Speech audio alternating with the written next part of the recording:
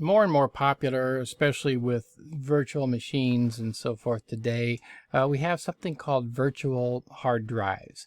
Now, a virtual hard drive is not really a hard drive at all. It's a file on a hard drive that looks like another hard drive. So, for example, let's say that I've got this big gray drive here, and this sort of orangish stripe is a file. Now, it's probably a big file. This could be 100 gigabytes large, so it could be a huge file. But I'm going to create this file, and then logically, the computer sees it like this, as a whole drive all of its own. And so it could label this one, the C drive, and this may be the D drive. So it looks like a drive, but it's really, physically, it exists on this physical drive. It's a logical drive that's actually a file.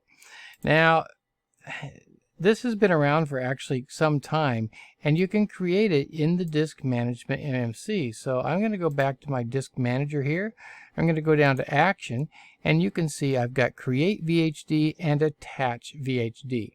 Now, creating the VHD is this. It's setting aside a file, and then attaching it is when I actually make it look like this.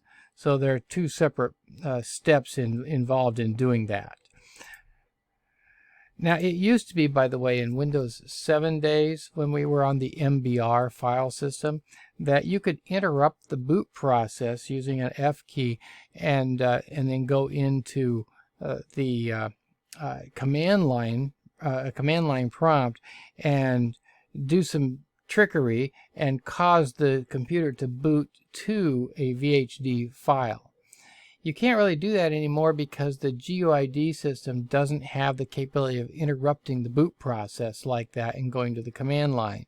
So today you have to use something called a VHDX drive if you're going to do that.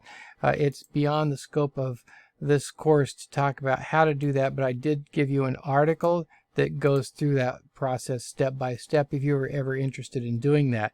And by the way, I made very good use of this one time at another school I was teaching at. In our lab, when I'd set up the labs, I would set up we had 10 computers in this lab, and I would set them up with an operating system and then put them on a separate operating system on a VHD drive. This was Windows 7 days, and boot to that, and that's the one the students would use. Well, all I had to do at the end of the quarter was replace the file. And once the file was replaced, everything was all back to normal again. So we didn't use deep freeze and software like that to make a steady state computer. All we did is just put the new file on at the end of the quarter, and everything was back. And they were always working on this VHD drive and never knew it. They thought that they were working on the hard drive.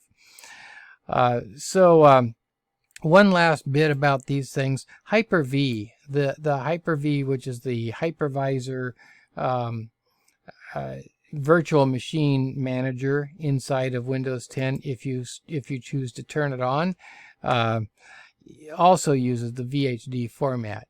And some other virtual managers such as VirtualBox and VMware Workstation can also use VHD format if you wish. They have their own formats, but they're capable of using the VHD format.